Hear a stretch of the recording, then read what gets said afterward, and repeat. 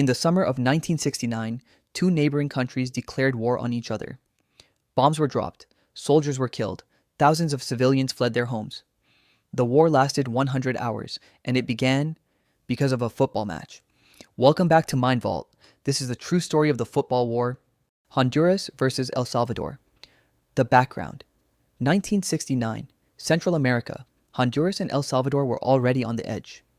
Thousands of Salvadoran immigrants had crossed into Honduras looking for land and work. Honduran locals resented them.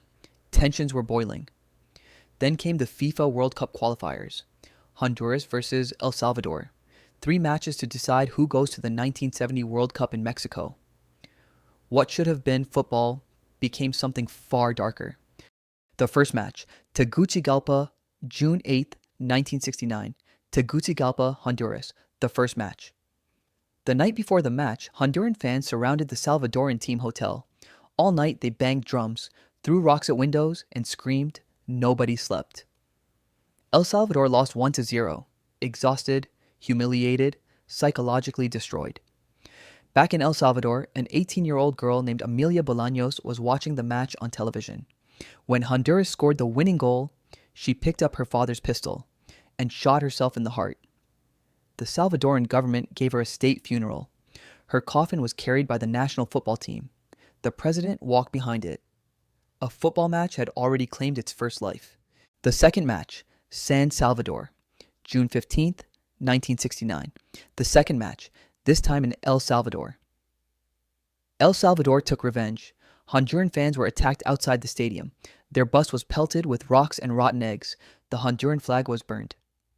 Inside the stadium, instead of the Honduran national anthem, a filthy rag was raised as their flag while the crowd booed. El Salvador won 3-0, but outside the stadium, riots had already begun.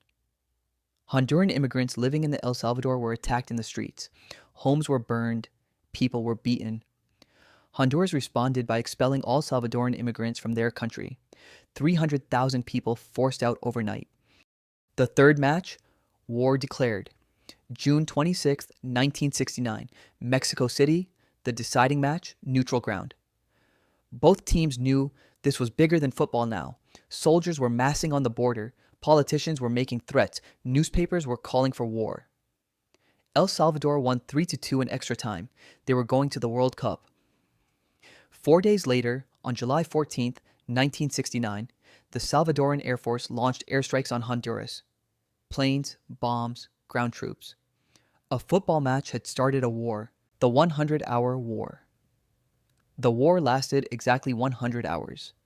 Between 1,000 and 2,000 soldiers were killed on both sides. Over 300,000 civilians were displaced. Entire villages were destroyed. The Organization of American States forced a ceasefire after 4 days. Both sides were exhausted. Both sides had lost. And El Salvador, the country that won the football match and started the war, was eliminated in the first round of the 1970 World Cup without scoring a single goal. A football match, 3 games, 100 hours of war, thousands of lives lost. The football war of 1969 is proof that sport is never just sport. It carries the weight of everything: identity, pride, anger, and pain. If this story shocked you, subscribe to Mind Vault, because history is full of truths stranger than fiction. See you next week.